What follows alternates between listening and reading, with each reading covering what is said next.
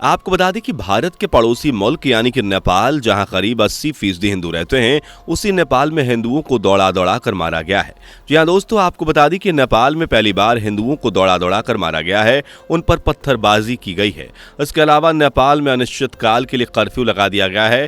दोस्तों, आपको यह जानकर आश्चर्य होगा कि 2008 के पहले नेपाल में एक हिंदू राष्ट्र हुआ करता था, लेकिन वहां के कट्टरपंथियों ने अब हिंदुओं को निशाना बना लिया है और उन पर पत्थर बरसा रहे हैं, जिससे कट्टर लोगों ने वहां की आम जनता पर कहर बरपा दिया है। तो दोस्तों, आखिर क्यों नेपाल में सांप्रदायिक हिंसा इतनी तेजी से भड़क उठी है? आखिर क्या है सच और क्यों नेपाल में हिंदुओं पर पत्थरबाजी हो रही है और उन पर कहर बरपाया जा रहा है, सब जानेंगे आज की इस वीडियो में। बस बने रहिए वीडियो के एंड तक, और वीडियो पसंद आए तो वीडियो को लाइक करना बिल्कुल मत भूलिएगा। दोस्तों, भारत के पड़ोसी देश नेपाल में भड़की सांप्रदायिक हिंसा में कट्टरपंथियों ने हिंदुओं पर बुरी तरह से हमला किया है। हिंसा की जो तस्वीरें सामने आई हैं उसमें साफ दिख रहा है कि कट्टर समूह छतों से हिंदुओं पर पत्थर बरसा रहे हैं और हिंदू लोग हाथों में धार्मिक झंडा लिए भाग रहे हैं। उन पर छतों से ईंट और पत्थर भारी मात्रा में बरसाए जा रहे हैं। इसके अलावा शहर के कई इलाकों में तो आगजनी भी देखने को मिली है और कुछ इलाकों में पेट्रोल बम भी फेंके गए हैं, तो कुछ इलाकों में राउंड फायरिंग भी हुई है। इन सब हालातों को देखते हुए उत्तर प्रदेश के सटे इलाकों में भी अलर्ट जारी कर दिया गया है, क्योंकि उत्तर प्रदेश के सटे शहर नेपालगंज में बीफ विवाद से सांप्रदायिक हिंसा भड़क चुकी है और देखते ही देखते यह हिंसा पूरे शहर में फैल गई। उसके बाद दोनों पक्षों की तरफ से पत्थरबाजी और फायरिंग भी स्टार्ट हो गई और देखते ही देखते पूरे शहर में आगजनी और फायरिंग के साथ दंगे भड़क गए, जिसमें नेपाल प्रशासन ने सांप्रदायिक तनाव देखते हुए पूरे शहर में अनिश्चितकालीन कर्फ्यू लगा दिया है। तो दोस्तों, आखिर इसके पीछे क्या मसला है? आपको बता दें कि इसके पीछे का कारण है बीफ विवाद। आइए जानते हैं इस हिंसा का पूरा मामला, जिससे कट्टरपंथियों ने हिंदुओं को भी नहीं छोड़ा है। दोस्तों, नेपाल में लगभग 80% से ज्यादा हिंदू रहते हैं। नेपाल और गाय मांस एक साथ नहीं चल सकते। तनाव के दो कारण हैं, नेपाल का संविधान और नेपाल की कम्युनिटी। गाय नेपाल का राष्ट्रीय पशु है, इसलिए नेपाली संविधान की नज़र में गाय को मारना या काटना बहुत बड़ा अपराध है और इसे किसी जानवर को मिलने वाला सर्वोच्च सम्मान दिया गया है।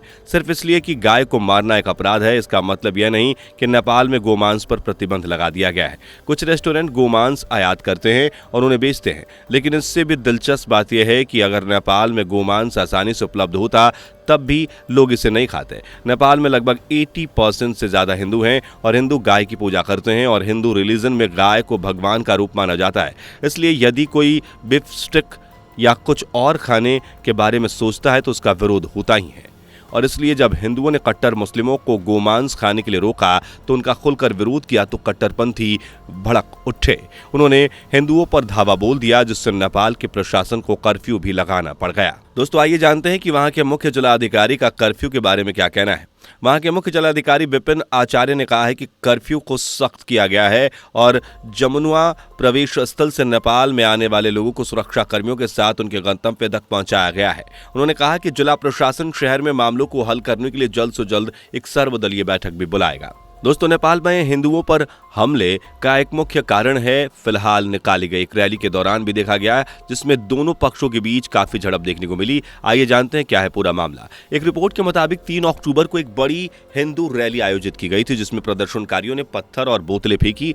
इसमें कुछ लोग मामूली रूप से घायल भी हुए। राजधानी काठमांडू से लगभग 400 किलोमीटर पश्चिम नेपालगंज में हिंदू विरोध प्रदर्शन पर हुए हमले के बाद 3 अक्टूबर से अनिश्चितकालीन कर्फ्यू लगा दिया गया। अब आपको बता दें कि घटना के पीछे पूरी तरह से कट्टर मुस्लिमों का हाथ है। तो आइए जानते हैं नेपाल में मुस्लिम का क्या इतिहास है और कितने मुस्लिम फिलहाल नेपाल में रह रहे हैं। दोस्तों, आपको बता दें कि काठमांडू के इस्लामिक स्कॉलर काजी सिद्दीकी कासमी का मानना है कि नेपाल में मुसलमान भले ही कम है, लेकिन वो बहुत सुकून से हैं। वे कहते हैं कि नेपाल हिंदू बहुत ही अच्छे हैं, उनमें धर्म को लेकर कोई टकराव नहीं है। मैं कह सकता हूं कि भारत के मुसलमानों से ज्यादा सुकून से नेपाल में मुसलमान फील करते हैं। इन सब के बावजूद नेपाल में हिंदुओं और मुसलमानों के दंगे भी हुए, लेकिन ज्यादातर के संबंध भारत की घटनाओं से जुड़े हुए हैं। डेविड सेडोन ने अपनी किताब the Muslim communities of Nepal में लिखा है कि जब भी भारत में हिंदुओं और मुसलमानों के बीच कोई दंगे की स्थिति बनती है तो उसका असर नेपाल में भी दिखा है। डेविड सेडोन ने अपनी किताब में लिखा है कि 1994 से 1995 में नेपाल के बांके जिले में हिंदुओं और मुसलमानों के बीच दंगा हुआ था और यह उत्तर प्रदेश के बाबरी मस्जिद टूटने के बाद सांप्रदायिक हिंसा हुआ था। नेपालगंज में मुस्लिम मुसाफिर खानों की जगह एक हिंदू मंदिर बनाने को लेकर 3 दिन तक दंगे हुए थे, लेकिन एक स्थानीय स्तर तक इसे ही सुलझा लिया गया था। तराई इलाकों में हिंदुओं और मुसलमानों के बीच तनाव 1990 के दशक में सबसे ज्यादा रहा।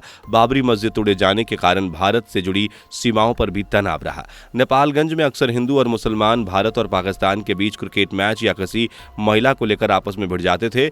1997 में नेपालगंज में शिवसेना ने एक दफ्तर भी खोला था।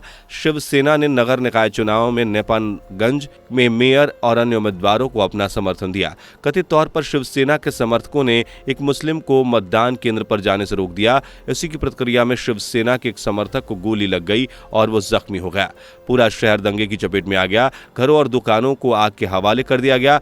इसमें एक मुस्लिम व्यक्ति की मौत हुई थी और 27 लोग जख्मी हुए थे। इसके बाद कई ऐसे मामले देखने को मिले जिससे हिंदुओं और मुसलमानों के बीच दंगे देखने को मिले हैं। हालांकि इस तरह के मामले को पहली बार यहाँ देखा गया है। अब जानते हैं कि मुसलमान कितनी संख्या में है नेपाल में। नेपाल में 2011 की जनगणना के अनुसार यहाँ मुस्लिम आबादी 11,62,370 थी। ये संख्या नेपाल की कुल आबादी की 4 से 5% के बीच थी। अभी नेपाल की कुल आबादी 2,86,00,000 है।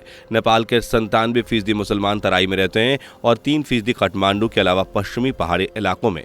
नेपाल में तराई की कुल आबादी का हिस्सा 10% मुसलमानों का है। हालांकि कुछ मुस्लिम स्कॉलर्स का मानना है कि नेपाल मुसलमानों की असली आबादी 10% के आसपास है और तराई में इनकी आबादी 20% के आसपास है। मानवाधिकार आयोग की चेयरमैन रही मोहना अंसारी का मानना है कि जनगणना के लिए असली डेटा नहीं आ पाते। वे कहते हैं कि कई परिवार तो असली संख्या बताने से परहेज करते हैं। उन्हें लगता है कि कहीं सच्चाई जानने पर सरकार कुछ कार्रवाई तो नहीं करेगी। इसके अलावा जनगणना में कई तरह की गड़बड़ियां भी होती हैं। मेरा मानना है कि नेपाल में मुसलमानों की असली आबादी 10 से 12% है। दोस्तों, नेपाल में मुसलमानों की आबादी कुल जनसंख्या की लगभग 10% है, लेकिन फिर भी वहाँ के कट्टर मुस्लिम हिंदुओं पर भयंकर कहर बरपा रहे हैं और उन पर घातक हमले भी कर रहे हैं, जिससे वहाँ के हिंदू खुद को असुरक्षित महसूस कर रहे हैं। आपकी इस घटना के बारे में क्या राय है, हमें कमेंट करके जरूर बताएं। आशा करते हैं कि आपको हमारी ये वीडियो पसंद आई होगी, इसलिए वीडियो को लाइक करना ना भूलिएगा। और अगर आपने अभी तक हमारे चैनल को सब्सक्राइब नहीं किया तो हमारे चैनल को अभी सब्सक्राइब करें। मिलते हैं ऐसी कमाल की इन्फॉर्मेटिव वीडियो के साथ। तब तक के लिए नमस्कार और वीडियो को एंड तक देखने के लिए धन्यवाद। दोस्तों, आपको स्क्रीन पर 2 और वीडियोस दिखाई दे रही हैं, जिसे देखने के लिए स्क्रीन पर क्लिक करें।